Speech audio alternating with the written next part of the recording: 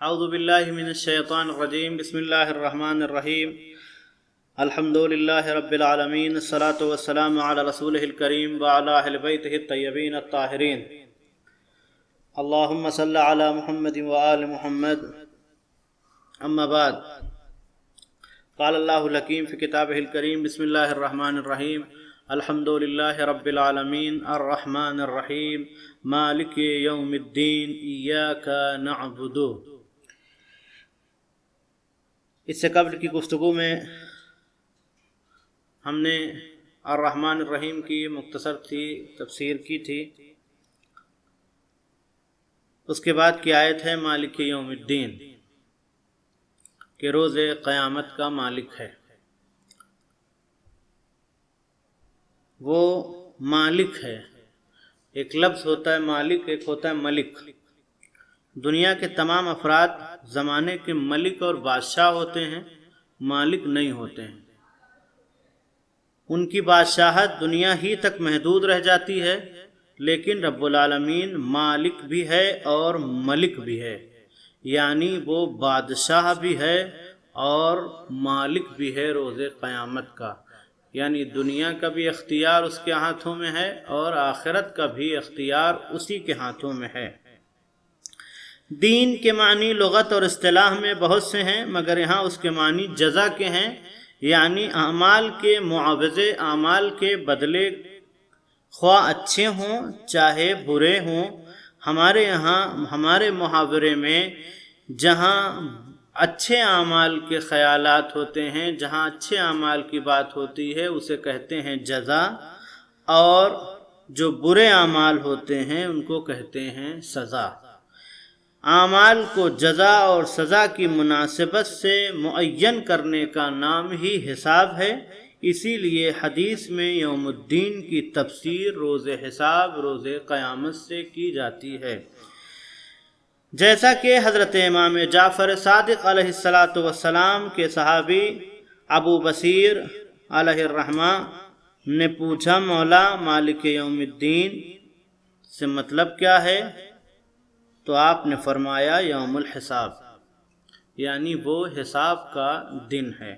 اس کے علاوہ متعدد روایات اہل بیت علیہم السلام میں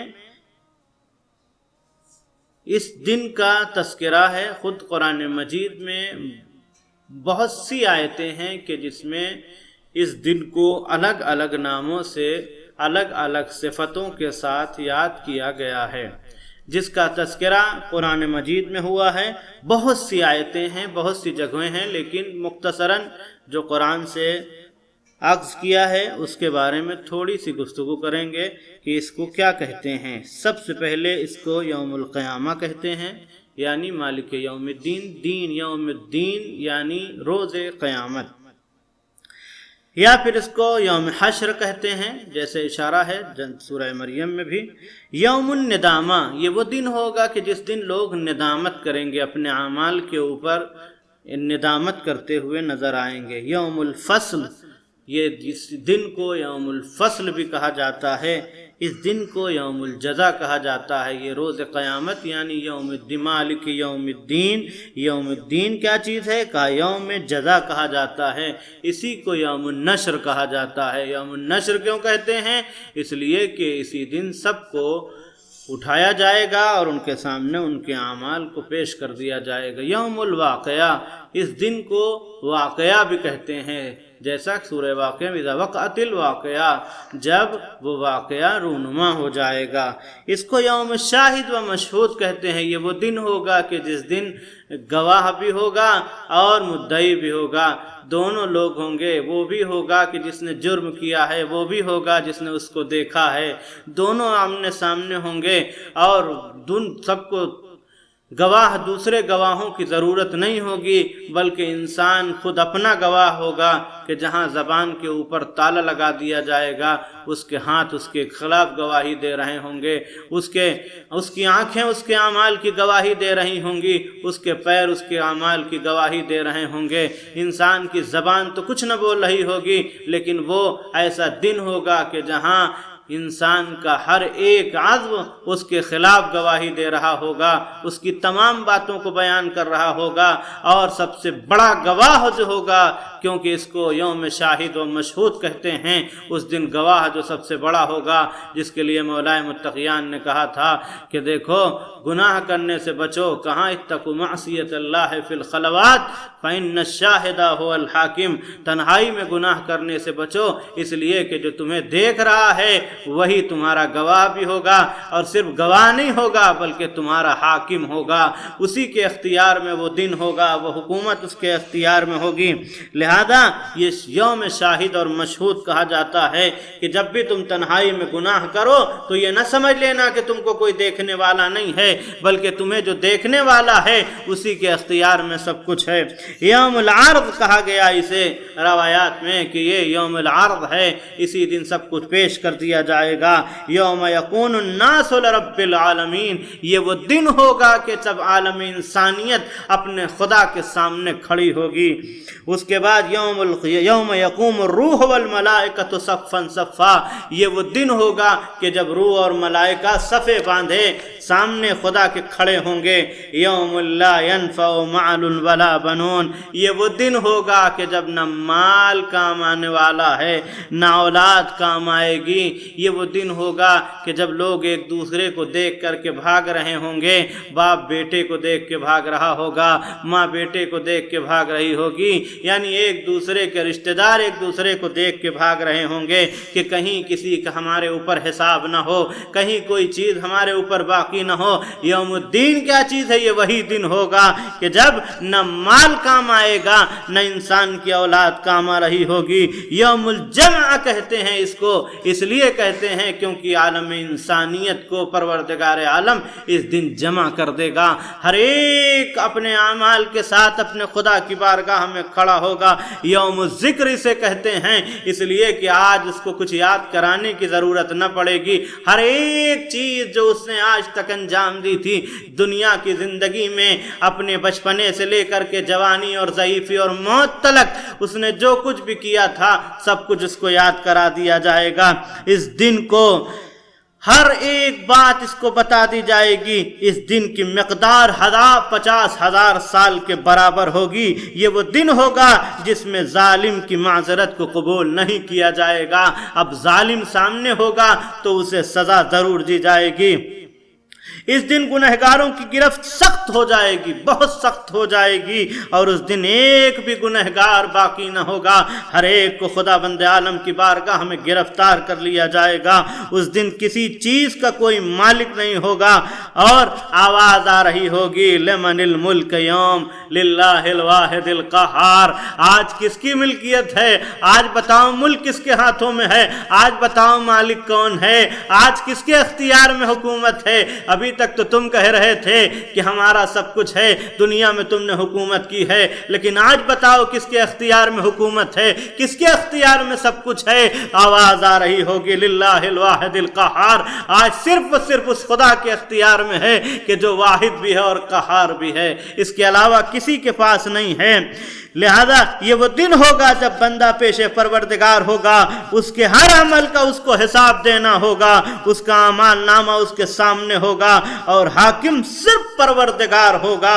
ایک بندے صالح تھے، انہوں نے اپنے بیٹے سے کہا یہ وہ وقت ہوگا سب کچھ اس کے اختیار میں ہوگا، جیسا کہ ایک روایت ہے کہ اگر کوئی شخص 1 درہم، توجہ، 1 درہم اگر کسی کے اوپر باقی ہوگا تو اس کی 700 سال کی نمازیں جو قبول ہو چکی ہوں گی، ایسی نمازوں کے بدلے میں اسے اس 1 درہم سے چھٹکارا ملے گا۔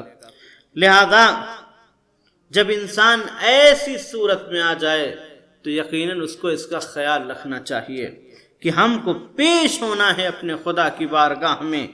یہ کیسا دن ہوگا، کس طرح سے انسان اپنے خدا کی بارگاہ میں پیش ہوگا۔ ایک عارف شخص، ایک مومن شخص تھے، انہوں نے اپنے بیٹے سے کہا کہ بیٹا جاؤ، یوم الدین کسے کہتے ہیں یقیناً، کہ بیٹا جاؤ آج صبح سے لے کر کے شام تک جب تم رات کو پلٹ کے آنا تو صبح سے لے کر کے شام تلک جو کچھ بھی تم نے انجام دیا ہے سب کچھ مجھے بتاؤ گے، ہر ایک بات مجھ سے بتاؤ گے آ کر کے کہ میں نے کیا کیا ہے۔ بیٹے نے قبول کر لیا۔ جب بیٹا دن بھر اپنا کام کرنے کے بعد فارغ ہوا، رات کو واپس آیا تو پھر جو کچھ بھی انجام دیا تھا اس نے اپنے باپ کو ایک ایک بات بتانا شروع کر دی، اپنی ساری باتیں۔ جب تک اس نے اپنی اچھائی کو بیان کیا تب تک تو ٹھیک تھا، یعنی اس کا دل مسرور ہوتا جاتا تھا، خوش ہوتا جاتا تھا، اس کا باپ بھی خوش ہوتا جاتا تھا۔ لیکن جیسے ہی برائیوں کا بیان شروع کیا تو چہرے پر شرمندگی کے آثار نمایاں ہو گئے، زبان میں لکنت آنے لگی، اور بیٹا باپ سے شرمندہ ہو کر کے اس کے سینے سے جا کر کے لپٹ گیا۔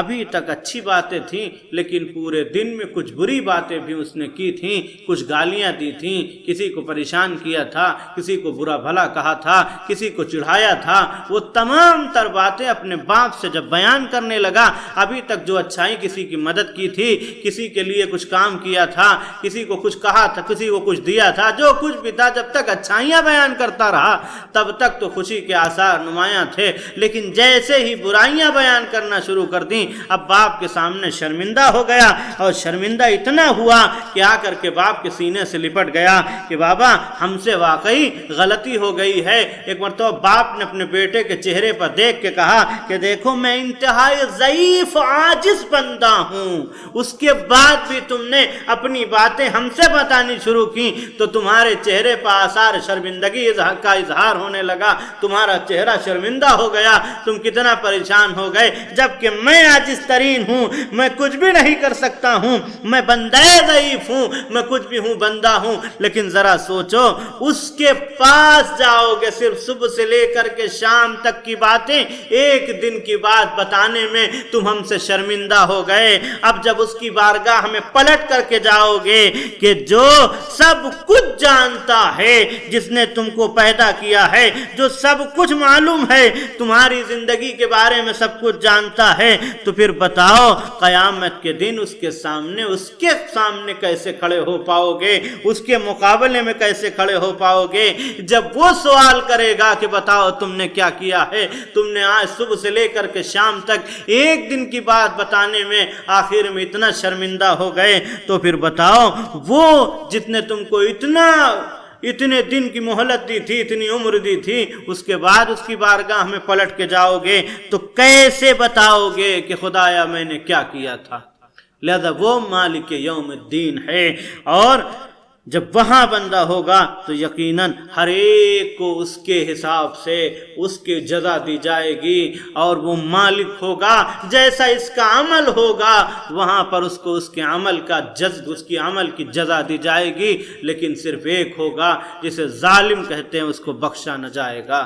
خدا مالک یوم الدین ہے، لہذا وہ ارحم الراحمین ہے، اس سے دعا کر پروردگار ہم کو اس دن کی، تو ارحم الراحمین ہے خدایا، اس دن کی رسوائی سے ہم کو محفوظ رکھنا۔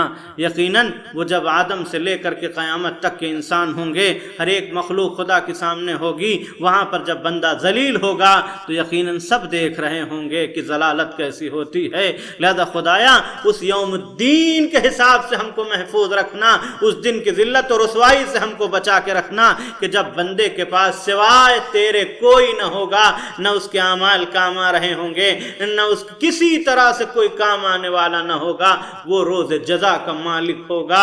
اس سے دعا یہی ہمیشہ کرنی چاہیے، خدایا اگر ذلیل کرنا ہے تو اپنے سامنے ذلیل کرنا، خدایا نہ دنیا کے سامنے ذلیل ہونے دینا، نہ آخرت میں اس وقت ذلیل ہونے دینا کہ جب تیرا بندہ تیرے سامنے کھڑا ہوگا، اس کے پاس سوائے برائیوں کے کچھ نہ ہوگا، لیکن تیرا کرم اگر شامل حال ہو جائے گا تو برائیاں نیکیوں میں تبدیل ہو جائیں گی۔ تو مالک ہے، تجھ سے اگر فریاد کی جائے گی، یقیناً فریاد یہاں تک کر سکتا ہے بندہ کہ مولا متقیان نے دعائے کمیل میں ارشاد فرمایا، خدایا وہ بندہ کیسے تیرے فراق کو کیسے برداشت کرے گا، بندہ تجھ سے تیری ناراضگی کو کیسے برداشت کرے گا؟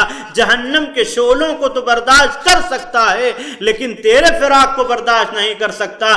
خدایا اس بندے کو بخش دے کہ جس کی جلدیں اتنی کمزور ہیں، جو دنیا کی آگ کو برداشت نہیں کر سکتی ہیں، وہ آخرت आखिरत की आग को क्या बर्दाश्त करेंगी। लेकिन मुझे यकीन है इस बात का, तू मालिक है और उस बंदे को कि जो अपनी ज़बान हाल से जहन्नम की आग के दरमियान में तुझे आवाज दे रहा होगा और तू उसे छोड़ देगा, यह मुमकिन नहीं है। इसलिए कि जो तुझे आवाज दे रहा होगा या अरहमर राहिमीन कह के तू उसे ऐसे छोड़ देगा, यकीनन तेरे ऊपर इस तरह से मैं गुमान भी नहीं कर सकता हूं।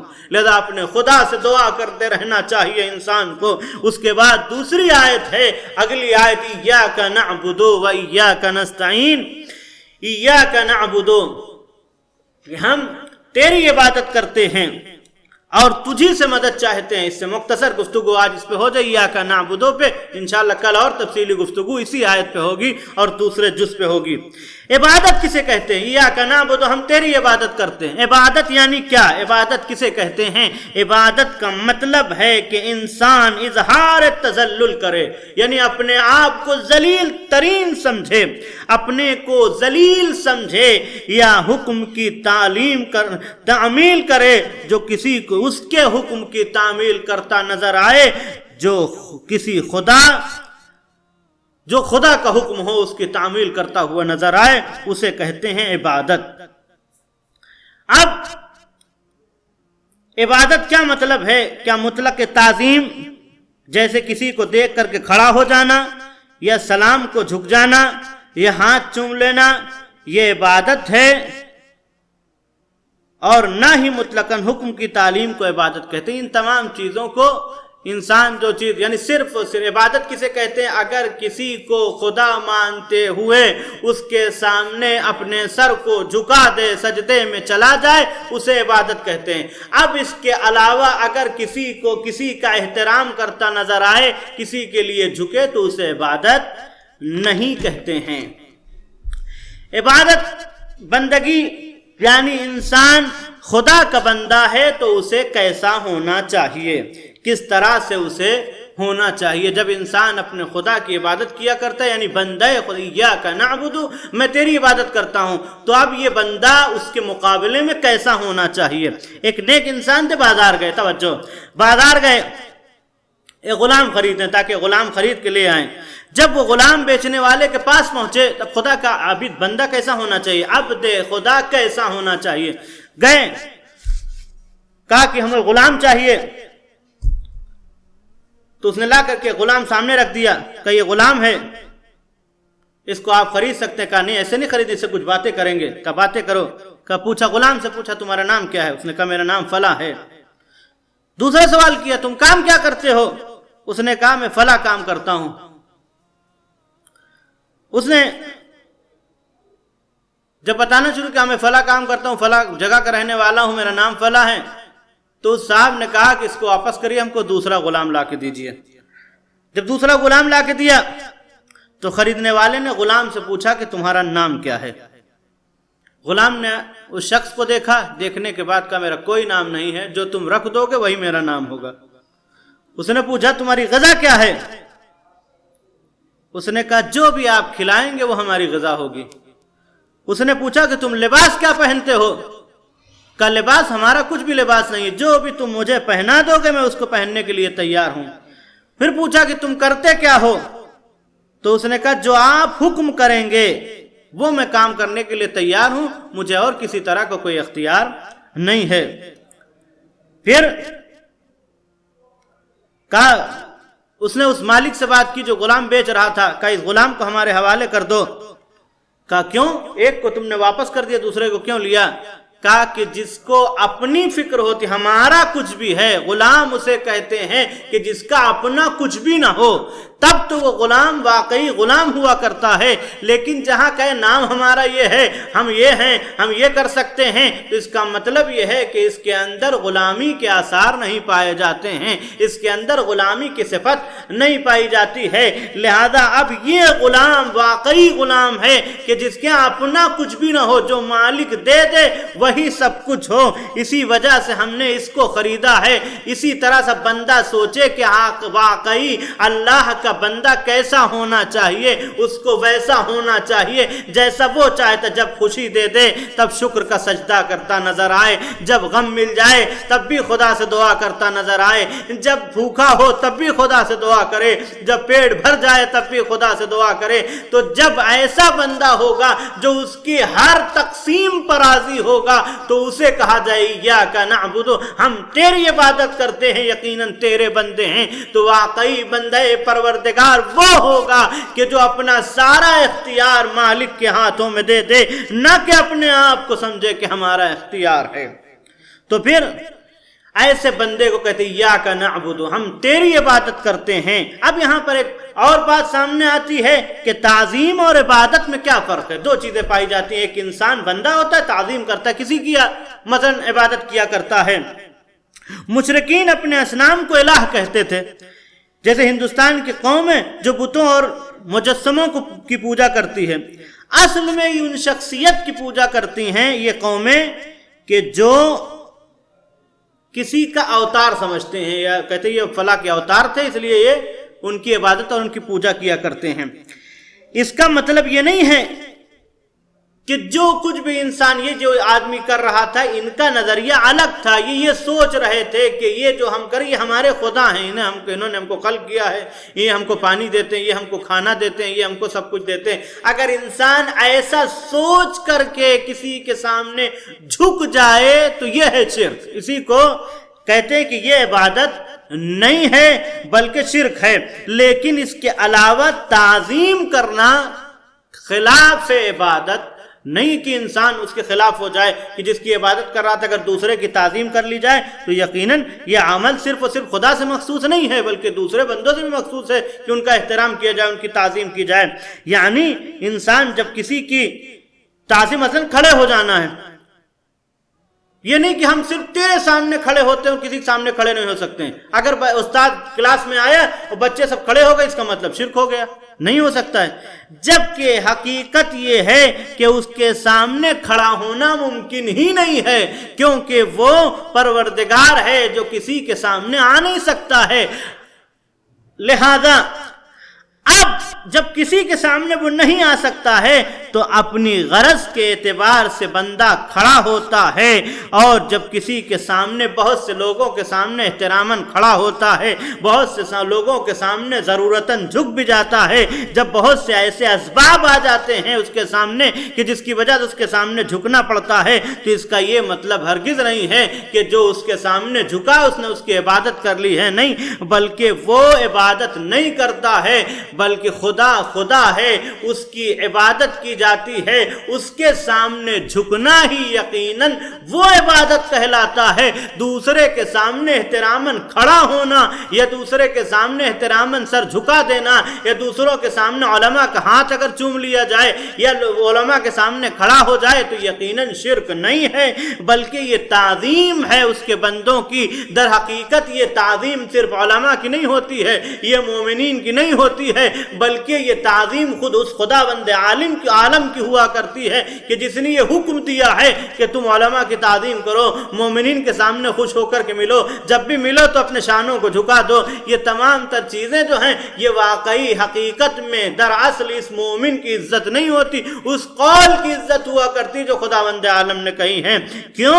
इसलिए कि वमन युअज़्ज़िम शाइरल्लाह फ़इन्नहा मिन तक़वल क़ुलूब, कि जो भी अल्लाह की निशानियों की ताज़ीम किया करता है तो उसका दिल मुतमईन हो जाया करता है। लिहाजा जब इंसान एक दूसरे के लिए एक दूसरे का एहतराम किया करता है तो यकीनन दर हवा के मोमिन का एहतराम खुदा का एहतराम हुआ करता है। इंशाअल्लाह इस पर एक तफसीली गुफ्तगू कल होगी।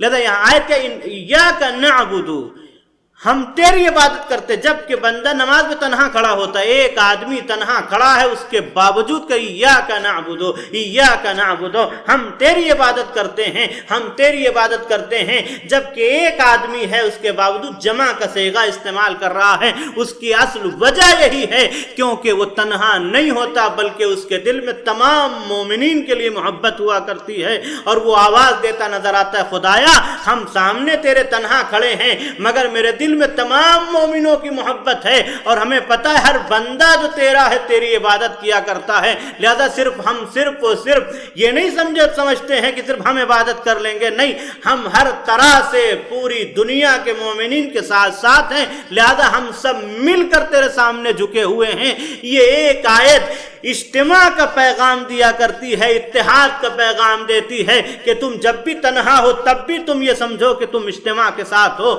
لہذا انسان کو لازم اور ضروری ہے کہ صرف اپنے مفاد کو نہ دیکھے، اپنے کو نہ دیکھے کہ ہم صرف ہمارا کام ہو جائے تو ٹھیک ہے، نہیں، بلکہ اب ایاک نعبد و ایاک نستعین کہنے کے بعد یہ سمجھے کہ ہماری صرف مدد نہ ہو، صرف ہم عبادت نہیں کرتے ہیں بلکہ جتنے بھی بندے خدا ہیں سب کی مدد ہونی چاہیے۔ میں گفتگو کو تمام کر دیتا، لیکن گفتگو کو آگے بڑھانے کا مقصد صرف اتنا ہے کہ چونکہ روز جمعہ آنے والا ہے اور یہ جمعہ یہ مخصوص ہے یوم القدس سے، ہم جو گفتگو کر رہے تھے وہ کس کی؟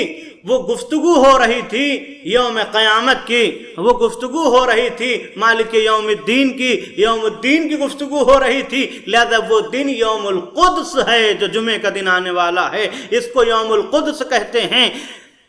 جب 1917 میں جب ایک پوری طاقت سامراجیت نے، امریکہ اور برطانیہ وغیرہ نے مل کر کے فلسطین کی زمین پر کچھ یہودیوں کو بسا کر کے قبضہ جمانا شروع کیا تھا، تو وہاں پر انہوں نے دھیرے دھیرے جب قبضہ بنانا شروع کیا اور 1947 میں اپنی حکومت کا اعلان کر دیا، یعنی یہودیوں نے آ کر کے مسلمانوں کے اوپر قبضہ کیا۔ یا ایاک نعبد کہنے والوں، تم کو کم سے کم اتنا ہوش آ جانا چاہیے کہ تم تمام مسلمانوں کے لیے آواز اٹھاؤ، فلسطین میں رہنے والے تمہارے مسلمان بھائی ہیں، لیکن مجھے تعجب ہوتا ہے کہ وہیں آس پاس رہنے والے عرب کے ممالک ہیں کہ جہاں اپنے آپ کو اسلام کا ٹھیکیدار کہا کرتے ہیں، اس کے باوجود کوئی فلسطین کے لیے آواز نہیں اٹھاتا ہے۔ کچھ لوگوں نے جا کر کے کچھ اختلاف کیا، ان سے جا کر کے ان کا مقابلہ کرنا چاہا لیکن نہ کر سکے۔ جب نہ کر سکے تو سب کے سب خاموش ہو گئے۔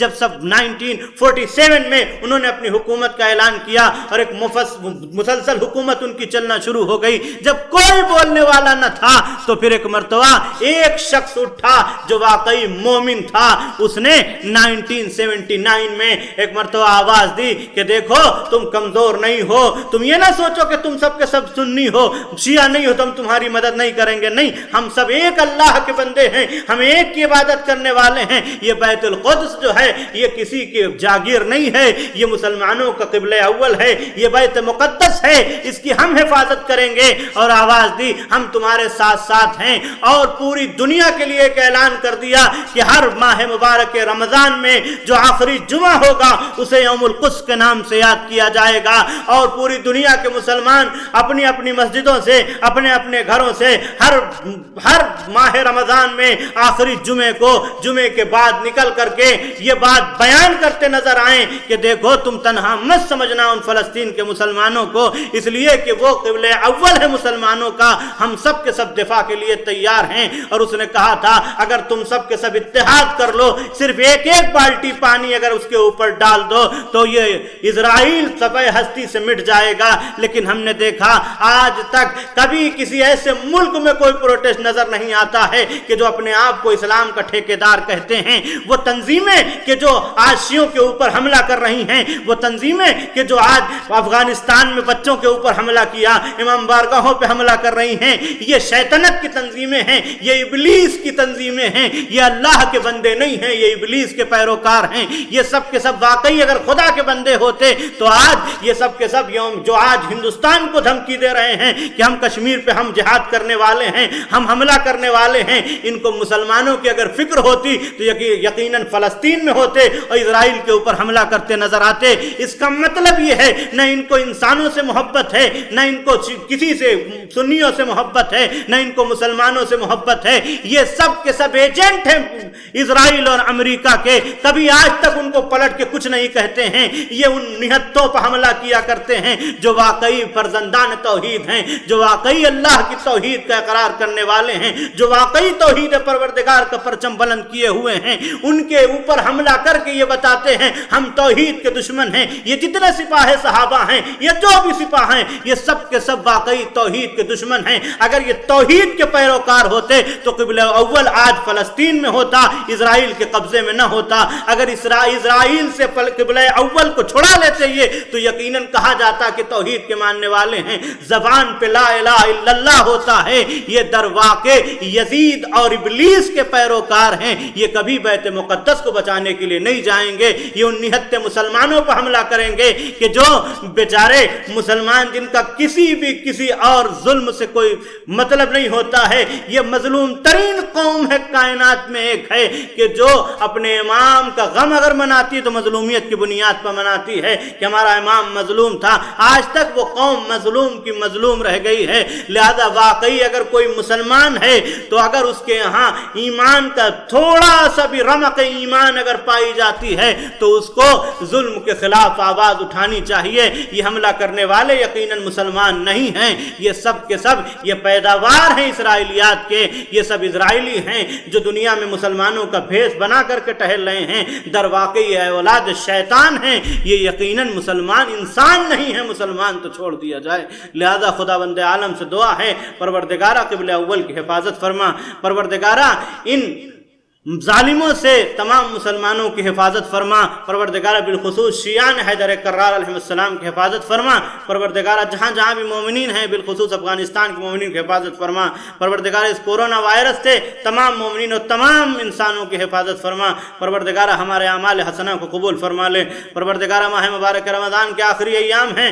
میرے مالک ان شبوں میں ہم کو توفیق دے کہ ہم اپنی توبہ تیری بارگاہ میں قبول کروا سکیں، پروردگارہ ہمارے مولا کو ہمارے اعمال سے راضی کر دے، پروردگارہ ہمارے مولا کے ظہور میں تعجیل فرما، ہمیں ان کے اعوان انصار میں شمار فرما، والحمدللہ رب العالمین۔ اللہم صلی علی محمد